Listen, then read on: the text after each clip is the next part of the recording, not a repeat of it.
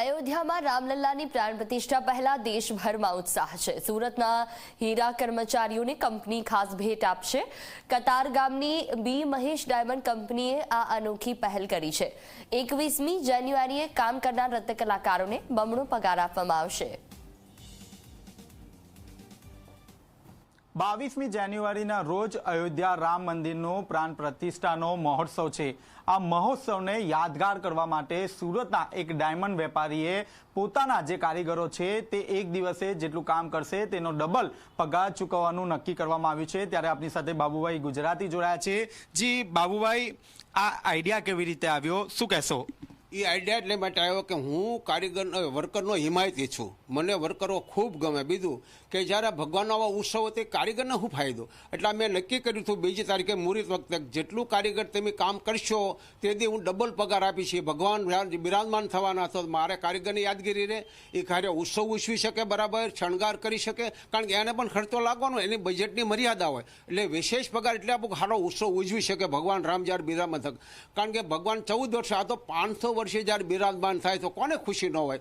મારું આખું પરિવાર ખુશખુશાલ છે, કારણ કે મારા ફાધર ખૂબ રામ ભક્ત હતા અને આખું પરિવારને રામના હિમાયતી છે। હું રામ ભક્ત છું, શુદ્ધ ભક્ત છું પાછો।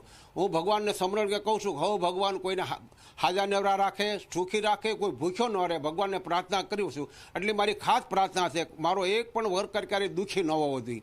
મારા વર્કરને હું ક્યારેય તુકારો નથી કરતો અને ક્યારેય એમ ખીજાતા નથી। આ મારો નિયમ છે કંપનીનો પહેલેથી। અને મારી કંપની આમ બે મહેશ છે, બે મહેશ એટલે મોટો ભરત, નાનો મહેશ। બાબુ કાકા, ખાસ કરીને કેટલાક કામદારો કામ કરે છે અને મહત્વની વાત છે કે અગાઉ પણ આપે કારીગરોએ દાન આપ્યું છે? હા, મારે ત્યાં અત્યારે હાલમાં 300 કારીગરો કામ કરે છે, એને ડબલ પગાર મળશે જે કામ કરે। બીજું કે આગળ જ્યારે સમર્પણ હતું રામ ભગવાનનું તો એ અમારા કાર્ય એક દિવસનો પગાર આપેલો, અમે પણ ઉમેરીને આપેલું। બીજું અમારા પરિવારે પર્સનલ પણ આપેલું, કારણ કે અમે પરિવારને યાદગીરી માટે। અને હું બીજું તમને કહું કે હું રામનો ભગત છું અને હું ઘરે ઘરે મળવા ગયેલો છું। 10 રૂપિયા લોકોએ આપ્યા છે અને લાખે આપણને કરોડો આપ્યા છે। અને ભગવાન રામના કામમાં આપવું જોઈએ, જેટલું આપશે એટલું કુદરત વધારે આપશે। હાલમાં કેટલા કારીગરો આપને ત્યાં કામ કરે છે?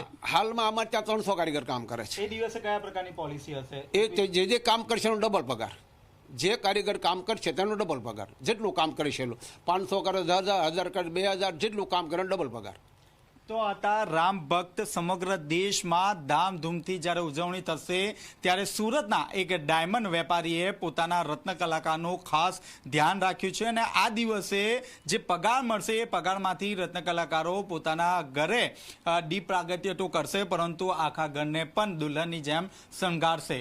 કેમેરામેન વિજય બેસાણે સાથે ચેતન પટેલ, ઝી મીડિયા, સુરત।